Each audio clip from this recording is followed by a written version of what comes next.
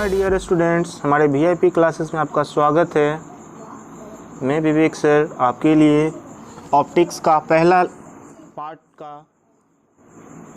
Part 1 है ये हमारा, जिसमें हम लोग क्या करेंगे आज ऑब्जेक्टिव डिस्कशन करने वाले हैं। ये पार्ट 1 है, ऑब्जेक्टिव का पार्ट 1 है, जिसमें हम लोग केवल और केवल क्या करेंगे ऑब्जेक्टिव डिस्कशन करेंगे। तो आंसर के साथ हम क्या करेंगे इसके बारे में आपको हम कुछ डिटेल्स भी बताएंगे, ठीक है। तो चलिए देखते हैं पहला क्वेश्चन क्या कहता है, ठीक है। तो पहला क्वेश्चन आप देखेंगे, समतल दर्पण। कौन सा दर्पण है? हम लोग पिछले क्लास में पढ़े हुए थे। दर्पण दो प्रकार का होता है, एक होता है उत्तल दर्पण और एक होता है अवतल दर्पण। लेकिन यहाँ पे आपसे क्या पूछ रहा है? समतल दर्पण, जो आप लोग घर में यूज़ करते हैं। तो समतल दर्पण के बारे में क्वेश्चन कह रहा है कि समतल दर्पण की वक्रता त्रिज्या क्या होती है। तो इस तरीके से आप बता सकते हैं कि समतल दर्पण की जो वक्रता त्रिज्या होती है वो क्या होती है? अनंत होती है। समतल दर्पण की वक्रता त्रिज्या क्या होती है? अनंत होती है, ठीक है। चलिए अब इसी तरीके से दूसरा क्वेश्चन क्या कहता है, दूसरा क्वेश्चन को भी हम लोग आराम से देखेंगे, पहले समझेंगे फिर आंसर करेंगे। तो कहता है इंद्रधनुष। इंद्रधनुष मतलब क्या होता है? रेनबो, जिसका वीडियो आपको जल्दी मिल जाएगा। रेनबो के बारे में भी आपको हम बताएंगे। कहता है रेनबो के बारे में, तो रेनबो क्या कहता है? तो इंद्रधनुष अर्थात रेनबो, इंद्रधनुष या प्रकाश से संबंधित किन घटनाओं का परिणाम है, मतलब परिणाम है, मतलब क्या रिजल्ट है, वो क्या होता है, उसके अंदर होता क्या है? तो अपवर्तन। अपवर्तन तो होता है लेकिन परिक्षेपण नहीं होता है। दूसरा क्या है? प्रकीर्णन। दूसरा और उसके साथ क्या है? अपवर्तन। प्रकीर्णन तो नहीं होता है लेकिन अपवर्तन होता है। तीसरा ऑप्शन क्या कहता है? विवर्तन और अपवर्तन। तो इसमें भी क्या है? अपवर्तन तो होता है लेकिन विवर्तन नहीं होता है। अर्थात इससे बता सकते हैं कि कौन सा ऑप्शन होगा इसका। ये देख लीजिए कौन सा ऑप्शन हो जाएगा? अपवर्तन। मतलब उसके अंदर अपवर्तन भी होता है और परावर्तन भी होता है। अपवर्तन हम पिछले क्लास में बताए भी थे। क्या बताए थे? कि पानी में रखा हुआ हमारा पेंसिल टेढ़ा क्यों दिखता है? तो अपवर्तन के कारण। और परावर्तन का कारण क्या बताए थे? कि हम इस संसार में जो भी वस्तु को देखते हैं तो प्रकाश के परावर्तन के कारण ही किसी वस्तु को हम लोग क्या कर पाते हैं? देख पाते हैं। तो ये बहुत ज़्यादा इंपॉर्टेंट है, जिसके बारे में जानना। ये तो ऑब्जेक्टिव के लिए क्वेश्चन था ही, लेकिन उसके साथ साथ इसको जानना भी क्या है? बेहद जरूरी है। चलिए क्वेश्चन नंबर हम लोग 3 देखते हैं। क्वेश्चन नंबर 3 क्या कहता है? तो सीवी रमन को, मतलब सीवी रमन हमारे भारत के साइंटिस्ट थे, उनको किस चीज़ के लिए नोबेल पुरस्कार दिया गया? ठीक है, तो नोबेल पुरस्कार एक प्रकार का सम्मानित किए जाने वाला एक प्रकार का पुरस्कार है जो शिक्षा के क्षेत्र में दिया जाता है। इस तरीके से कहता है सीवी रमन को उनके किस प्रयोग के लिए नोबेल पुरस्कार दिया गया है? ठीक है, तो प्रकाश के प्रकीर्णन के बारे में उन्होंने सर्वप्रथम बताया था। वो हमारे इंडिया के ही थे, अर्थात इसी कर्व की बात होनी चाहिए। ये कहाँ के थे? इंडिया के थे, ठीक है। तो ये इंडिया के थे, ठीक है। सीवी रमन कहाँ के थे? इंडिया के थे, ठीक है। चलिए नेक्स्ट क्वेश्चन हम लोग देखते हैं। यहाँ पे क्या कहता है? Optical fibre. ऑप्टिकल फाइबर जो हम लोग क्या जानते हैं? इंटरनेट चलाने में किसका यूज़ किया जाता है? ऑप्टिकल फाइबर का। तो आप लोग बोलोगे सर हम तो टावर देखते हैं, टावर से मेरे टावर में नेट आ जाता है, तो यहाँ सर ऑप्टिकल फाइबर हमको कहाँ दिखता है? तो जनरली ऑप्टिकल फाइबर आपको कहाँ देखने को मिलेगा? तो ऑप्टिकल फाइबर क्या होता है? एक देश से दूसरे देश को कनेक्ट करने के लिए समुद्र के किनारे से एक पाइपिंग द्वारा, समुद्र के किनारे एक पाइपिंग द्वारा क्या होता है? नेटवर्क का आदान प्रदान होता है, ठीक है। तो वहाँ पे जो नेटवर्क का आदान प्रदान होता है वो किस वायर से होता है? तो आप बता सकते हैं उस वायर को कहा जाता है ऑप्टिकल फाइबर। इसमें भी क्या किया जाता है? प्रकाश के परावर्तन का उपयोग किया जाता है। उसके अंदर भी क्या किया जाता है? प्रकाश को भेजा जाता है, प्रकाश के थ्रू सिग्नल को भेजा जाता है, ठीक है। तो चलिए बताता है इसके बारे में खोज किसने किया था। तो खोज करने वाले कौन थे? नरेंद्र कपानी, ठीक है। चलिए हम लोग क्या फिर क्वेश्चन नंबर 4 देखते हैं। किसी व्यक्ति का पूरा प्रतिबिंब देखने के लिए समतल दर्पण की न्यूनतम ऊंचाई क्या होनी चाहिए? ठीक है, तो यहाँ पे कहता है कि मान लीजिए यह कोई व्यक्ति है, ठीक है। इस व्यक्ति को क्या करना पड़ेगा? समतल दर्पण के सामने, चलिए इसको थोड़ा बड़ा कर देते हैं। अब समतल दर्पण के सामने इसको खड़ा करना है, ठीक है। तो समतल दर्पण की लंबाई क्या होगी? समतल दर्पण हो गया, मतलब एक भाग कलर है इसका। तो समतल दर्पण की क्या लंबाई होनी चाहिए? तो समतल दर्पण की जो लंबाई होनी चाहिए, जो व्यक्ति दिख रहा है आपको, इसका आधा हाइट होना चाहिए। मतलब ये अगर x है तो इसका हाइट क्या होना चाहिए? x/2 होना चाहिए, ठीक है। चलिए एक और बताते हैं आपको। हम अगर इस तरीके से इसको समझते हैं तो आप क्या कह सकते हैं कि अगर मान लीजिए कि आदमी जो है वो 5 फीट का है। कितने फीट का है? 5 फीट का है। तो इसका पूरा प्रतिबिंब प्राप्त करने के लिए कितना साइज चाहिए? तो 5/2 फीट का दर्पण चाहिए। कौन सा दर्पण चाहिए? तो यह देखिए कौन सा दर्पण है? समतल दर्पण है, ठीक है। इस तरीके से आप ये कह सकते हैं व्यक्ति की ऊंचाई का आधा होना चाहिए। समझ में आ गया होगा? Very good. हम लोग देखते हैं। अब देखिए प्रकाश के रंग का निर्धारण, आप जानते हैं कि हर प्रकाश का तरंगदैर्घ्य क्या होता है, अलग अलग होता है। तो इस तरीके से इस क्वेश्चन में भी अगर आपसे पूछा जाए कि प्रकाश के रंग का निर्धारण किसके आधार पर किया जाता है, तो आयाम से तो नहीं किया जाता है, तीव्रता से नहीं किया जाता है, वेग से नहीं किया जाता है, तो एक ही बचता है, वो क्या बचता है, तरंगदैर्घ्य। तरंगदैर्घ्य, और आप जानते हैं लाल का मतलब रेड का तरंगदैर्घ्य क्या होता है, मैक्सिमम होता है। रेड का तरंगदैर्घ्य क्या होता है, मैक्सिमम होता है।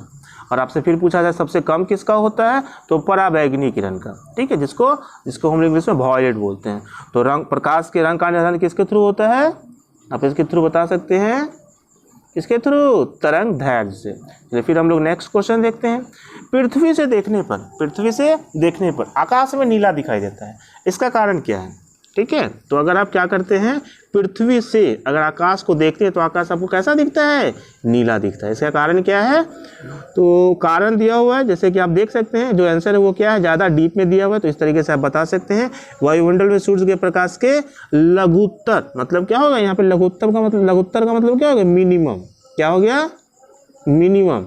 और मिनिमम तरंगदैर्घ्य का प्रकीर्णन के कारण, ठीक है। मिनिमम किसका होता है, वॉयलेट का होता है, जिसको हम लोग क्या बोलते हैं हिंदी में, बैगनी बोलते हैं। तो ये बैगनी को हम लोग यहाँ पे क्या बोला गया है, नीला का नाम दिया गया है।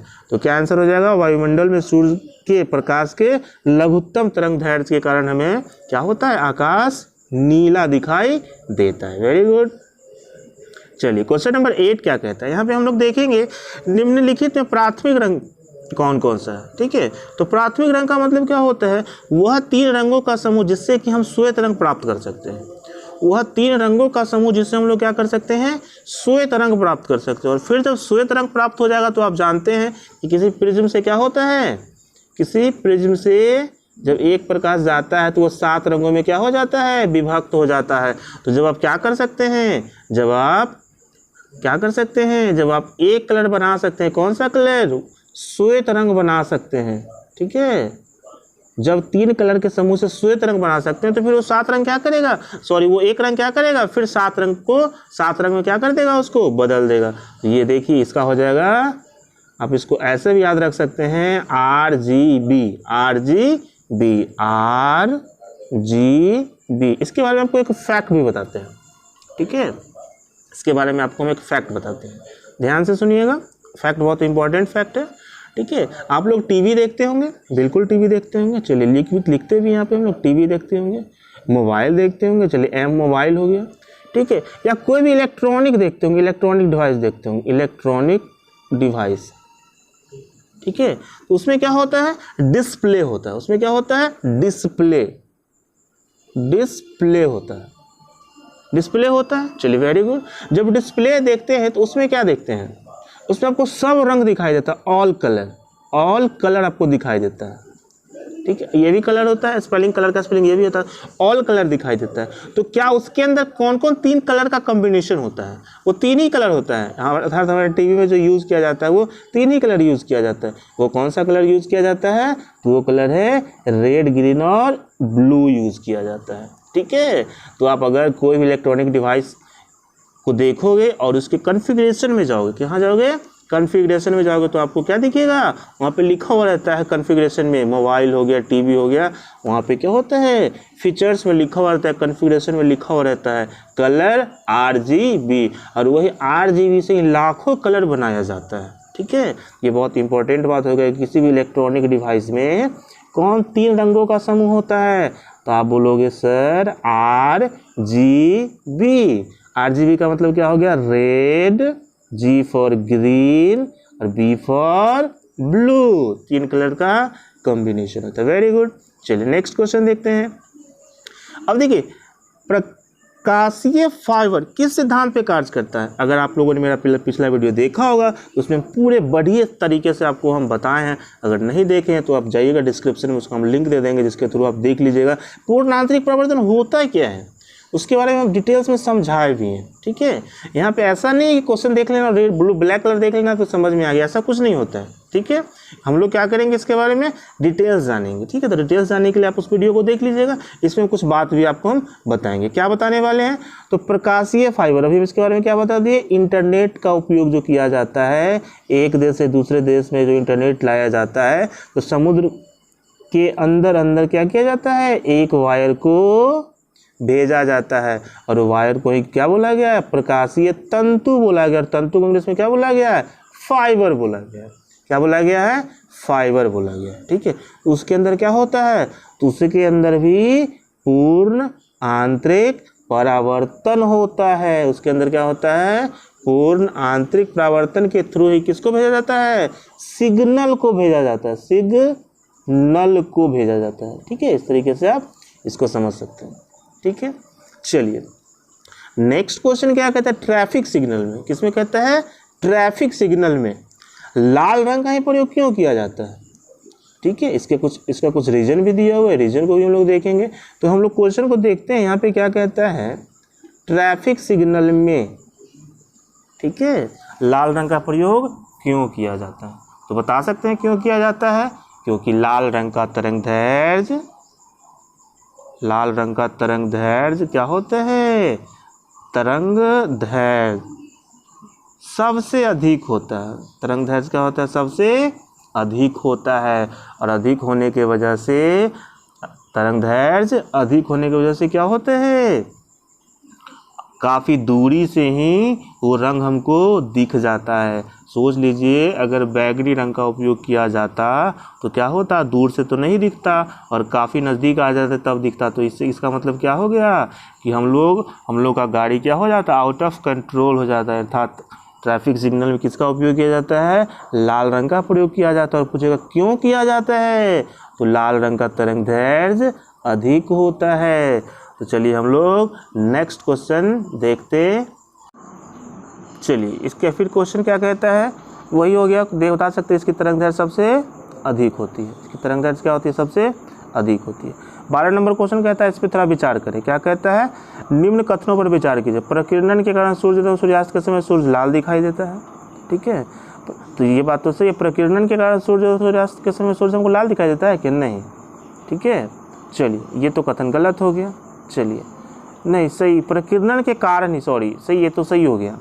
चलिए फिर क्या कहता है, प्रकाश का समतल ध्रुवीकरण एक समतल में कंपन उत्पन्न करती है। चलिए ये भी सही है, वेरी गुड। प्रकाश का विवर्तन छिद्र के कोनों के चारों ओर मुड़ता है, बिल्कुल ये भी सही है। ठीक है, इसका मतलब क्या हुआ, प्रकाश के विवर्तन की तरंग दैर्घ्य की तुलना में आकृति वादा कम होती है, बिल्कुल सही है। अर्थात जब चारों कथन सही हो इसका मतलब क्या हो जाएगा, चलिए डी ऑप्शन इसका क्या हो जाएगा, राइट हो जाएगा। चलिए नेक्स्ट क्वेश्चन देखते हैं, समुद्र का पानी नीला दिखाई क्यों देता है। ठीक है, तो इसमें भी आप वही रीजन दे सकते हैं। क्या रीजन दे सकते हैं, जल के अणु को क्या बोला गया है, जल के अणु को बोलेगा, जल के अणु का नाम बताओ तो क्या बोलोगे, H2O। जल के अणु का नाम हो जाएगा H2O। तो जल के अणुओं द्वारा नीले रंग को छोड़कर, जल का अणु क्या करता है, नीले रंग को छोड़ देता है और बाकी सबको क्या कर लेता है, अन्य रंगों का अवशोषण कर लेता है। तो अन्य रंगों का अवशोषण करने के कारण क्या होता है, हमें केवल नीला रंग ही दिखता है। तो चलिए इसका आंसर ए हो जाएगा। चलिए हम लोग फिर क्या देखते हैं, 12 नंबर देखते हैं, निम्न कथनों पर विचार करें। ठीक है, तो इस तरीके से इसको आप पढ़ेंगे और इसको कर लेंगे। साफ असमान दृश्य प्रकाश की नीले तरंग दैर्घ्य के अल्प प्रकीर्णन के कारण नीला दिखाई देता है। चलिए ये तो गलत है, बिल्कुल गलत है। वायुमंडल में प्रकाश का लाल भाग नीले प्रकाश की अपेक्षा अधिक प्रकीर्णित होती है, बिल्कुल ये भी गलत है। वायुमंडल की अनुपस्थिति में प्रकाश का प्रकीर्णन नहीं होगा, बिल्कुल सही बात है। जो वायुमंडल की अनुपस्थिति में, जो वायुमंडल होगा ही नहीं, जैसे क्या कहा जाता है कि चंद्रमा से हम लोग आकाश को देखते हैं तो आकाश में नीला क्यों दिखाई देता है, तो इसका एक ही कारण है, क्योंकि वहाँ वायुमंडल नहीं है, वहाँ वायुमंडल नहीं है। अर्थात इसका रीजन देंगे तो क्या हो जाएगा, सी हो जाएगा। चलिए नेक्स्ट देखते हैं, क्या क्वेश्चन कहता है, मानव नेत्र एक कैमरे के समान है। तो कैमरे के समान है ही, ये कैमरे के समान, कैमरा भी क्या करता है, देखने का काम करता है, और हमारा आँख भी देखने का काम करता है। कैमरा फोटो को खींचता है, हमारा आँख भी फोटो को खींचता है। लोग सर फोटो कहाँ खींचता है, आप आदमी को देख लेते हो, फिर अगले दिन क्या कहते हो, इसको तो हम देखे हैं। इसका मतलब क्या हुआ, उस आदमी का इमेज आपके ब्रेन में बना, और ब्रेन में बनने से पहले कहाँ बना, रेटिना में बना। अर्थात बिल्कुल मेरा मानव नेत्र जो किसका काम करता है, कैमरे के समान काम करता है। किसके समान काम करता है, कैमरे के समान। इसमें भी एक लेंस होता है और कैमरा में भी क्या होता है, लेंस होता है। कैमरा में भी उत्तल लेंस होता है, मानव नेत्र में भी क्या कौन सा लेंस होता है, उत्तल लेंस होता है। तो क्या कहता है, नेत्र लेंस का क्या बनाता है, तो देखिए यहाँ पे आप कहता है मानव नेत्र जब किसी वस्तु को देखता है तो क्या करता है, तो दृष्टि पटल पर पिंड का प्रतिलोमित लोमित क्या करता है और वास्तविक प्रतिबिंब बनाता है। ठीक है, इस तरीके से ये 14 क्वेश्चन कंप्लीट हो गया। फिर आगे हम क्वेश्चन नंबर 15 क्या कहता है, आकाश में इंद्रधनुष किस कारण से बनता है। ठीक है, आकाश में इंद्रधनुष बनता है, बिल्कुल बनता है। इसका क्लास मिल जाएगा, तो जल्दी क्लास इसका मिलने वाला है। अभी हम लोग क्या करते हैं, ऑब्जेक्टिव को आसानी से पहले देख लेते हैं। आकाश में इंद्रधनुष किस कारण से बनता है, तो आकाश में इंद्रधनुष का कारण जो क्या होता है, सूर्य के प्रकाश का वर्ण विक्षेपण, ये भी है। ठीक है, चलिए वेरी गुड। और भी देखते हैं, ये भी है, ये भी है, सूर्य प्रकाश का आवर्तन, ये भी है। इसका मतलब क्या हो गया, आपको दिख रहा होगा ब्लैक कलर में इसका आंसर दिया हो, उपयुक्त सभी। ठीक है, चलिए नेक्स्ट क्वेश्चन को देखते हैं। निकट दृष्टि दोष क्या है, एक बीमारी है। निकट दृष्टि दोष क्या है, एक बीमारी है। निकट दृष्टि दोष में निकट की वस्तु दिखती है, दूर की वस्तु नहीं दिखती है। ठीक है, आप लोग इसका क्लास आप लोग 10th में किए होंगे। तो ये सीधा सा सवाल है कि किससे रिलेटेड ये बीमारी है, फेफड़ा से, मस्तिष्क से, कान से, ये तो सीधा समझ में आ रहा है। यहाँ पे लिखा हुआ है दृष्टि, अर्थात ये नेत्र से रिलेटेड बीमारी होगा। चलिए नेक्स्ट क्वेश्चन देखते हैं।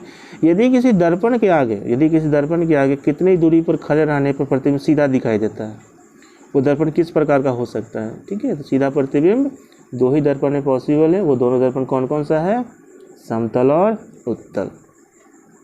नेक्स्ट क्वेश्चन कहता है, प्रकाशिकी यंत्रों में लेंसों का उपयोग किस परिघटना द्वारा प्रतिबिंब बनाने के लिए होता है।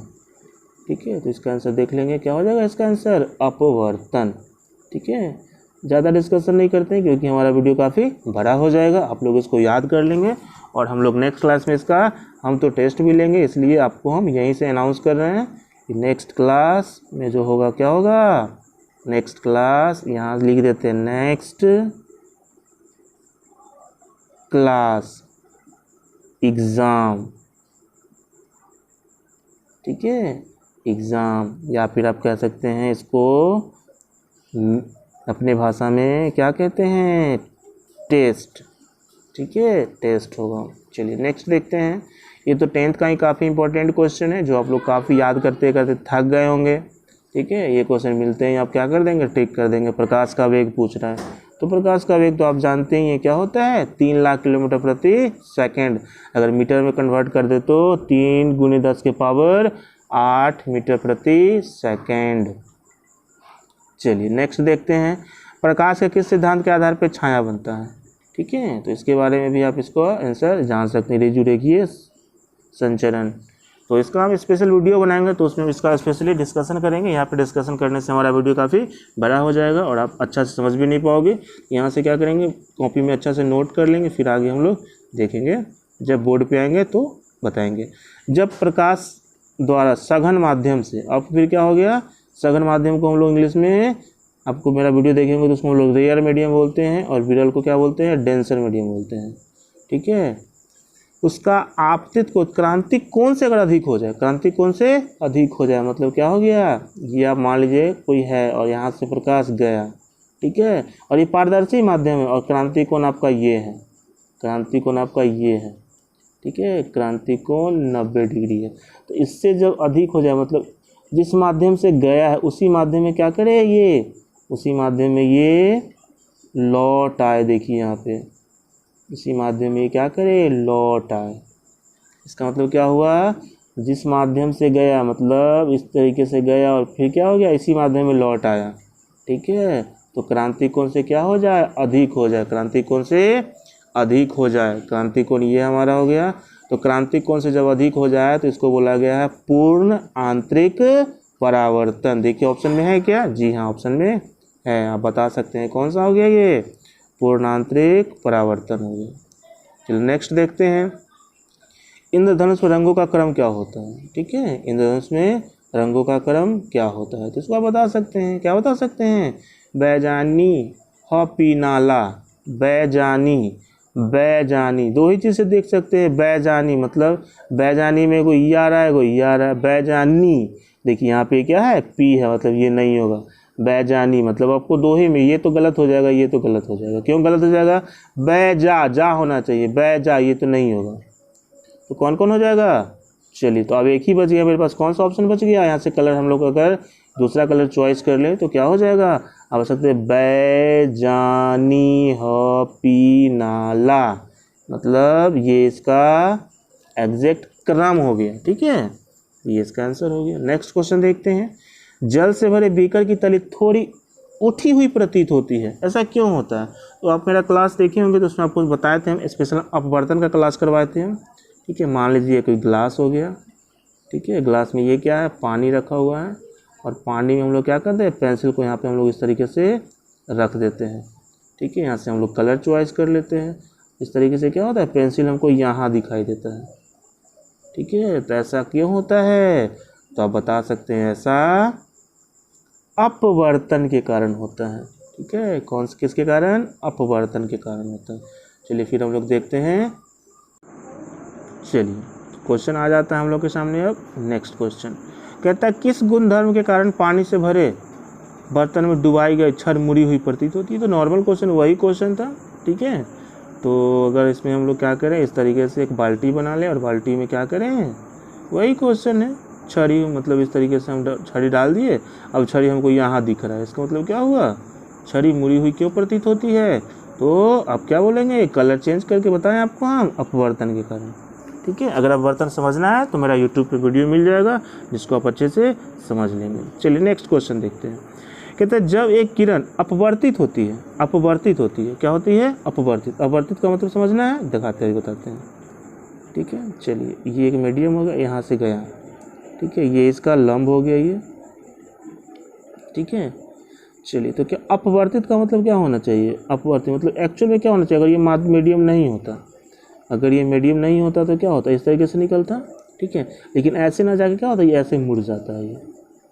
ठीक है, ऐसे ना जाके ये एक्चुअल में क्या होता है, ये इस तरीके से, यहाँ तक तो ठीक है, लेकिन क्या होता है, ये यहाँ इधर मुड़ जाता है ये। ठीक है, मतलब इस तरीके से ये आया और ऐसे मुड़ गया। ठीक है, ऐसा क्यों होता है, मीडियम चेंज होने के कारण होता है। कैसा होता है, मीडियम चेंज, मतलब ये सघन माध्यम है, ये हमारा सघन माध्यम है और ये विरल माध्यम है, दोनों मीडियम चेंज है। मतलब आप ये कह सकते हैं कि ये आपका पानी से भरा हुआ सतह है, ये पानी से भरा हुआ सतह है, और ये एयर है, ऊपर वाला क्या है, एयर है। तो चलिए नेक्स्ट क्वेश्चन क्या कहता है, आप समझ सकते हैं यहाँ पे। इसका अगर इसका हम जवाब देना चाहें तो समझते हैं पहले। जब एक किरण अपवर्तित होती है तो उसके वेग में परिवर्तन होता है, इस संदर्भ में कौन सा कथन सत्य है? तो क्या होता है, विरल से सघन में जाने पर वेग घटता है, विरल से सघन में जाने पर, सीधा से समझ लीजिए। ठीक है, अगर छत पर से गिरिएगा तो क्या होगा, जल्दी गिर जाइएगा, लेकिन पानी में अगर डूबता भी है तो क्या होगा, एक सघन माध्यम, मतलब कुछ पानी रोकेगा, फिर भी नीचे तो आप जाइएगा, ऐसा नहीं कि नहीं जाइएगा, लेकिन क्या हो जाएगा, हवा की तुलना में पानी में आप धीरे धीरे अंदर जाइएगा। क्यों जाइएगा, क्योंकि पानी हमारा सघन माध्यम है।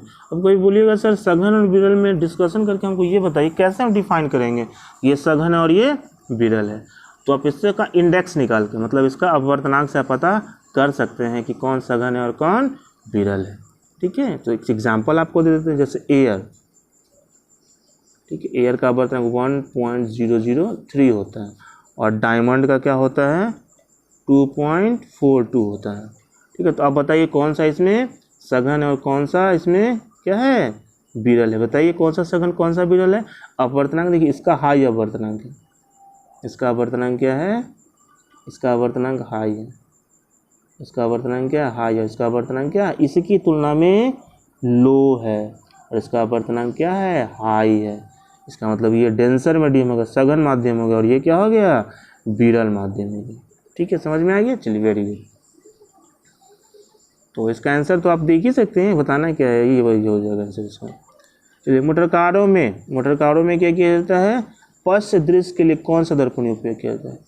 पश्च दृश्य मतलब साइड मिरर के रूप में, किसके रूप में, साइड मिरर के रूप में। मोटरसाइकिल चलाते हैं ना, मोटरसाइकिल हो गया ये, मोटरसाइकिल वाला ये तो साइड में जो दर्पण लगाता है वो कौन सा दर्पण होता है? चलिए मोटरसाइकिल बना दे क्या? चलिए ये इसमें तेल होगा, इस पर ड्राइवर होगा, ठीक है, ये इसका पैर होगा। तो यहाँ पे जो ग्लास होता है वो कौन सा ग्लास होता है? ठीक है, तो ये ग्लास जो होता है हमारा उत्तल होता है। कौन सा होता है? उत्तल दर्पण होता है। ठीक है, जनरली ये सब क्वेश्चन आपको 10th में पढ़ने को मिला होगा।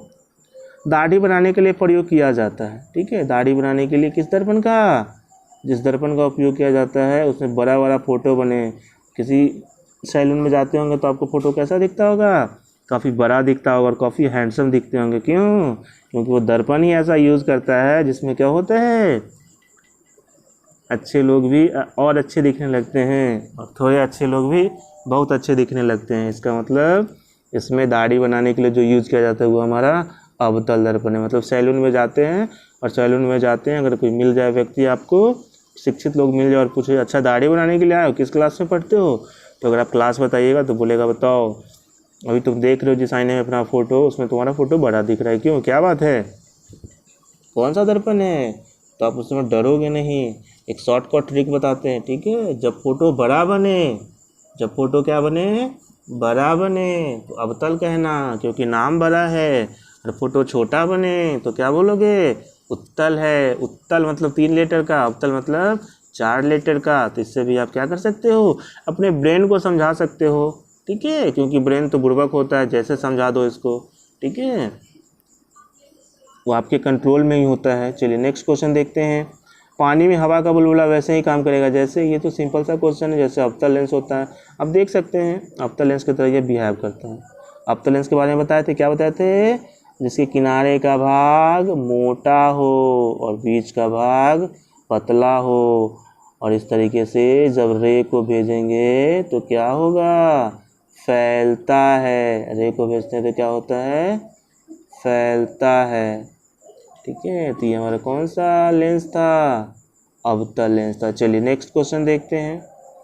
नेक्स्ट क्वेश्चन क्या कहता है, फोटो कैमरे में किस प्रकार के लेंस का, ये तो पीछे का ही क्वेश्चन है, बता दिए थे। फोटो कैमरा बिल्कुल मानव नेत्र की तरह बिहेव करता है, और मानव नेत्र में कौन सा लेंस, उत्तल लेंस, अर्थात इसका आंसर क्या हो जाएगा, उत्तल हो जाएगा। चलिए नेक्स्ट क्वेश्चन देखते हैं। निकट दृष्टि दोष से पीड़ित व्यक्ति के चश्मे में किस लेंस का उपयोग किया जाता है।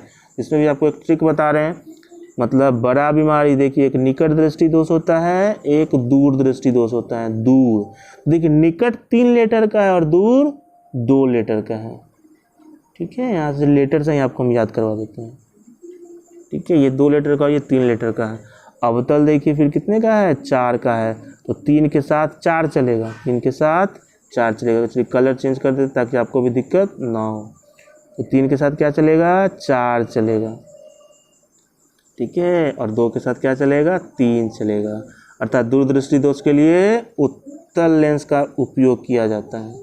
दूर के लिए उत्तल और निकट के लिए अवतल। Very good.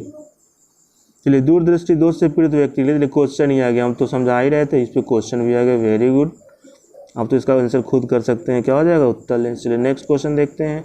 दंत चिकित्सकों द्वारा किस प्रकार के दर्पण का उपयोग किया जाता है। दंत चिकित्सक क्या करता है, दांत के अंदर के पार्ट्स को देखने के लिए किस दर्पण का उपयोग किया जाता है, ताकि प्रतिबिंब बड़ा बने।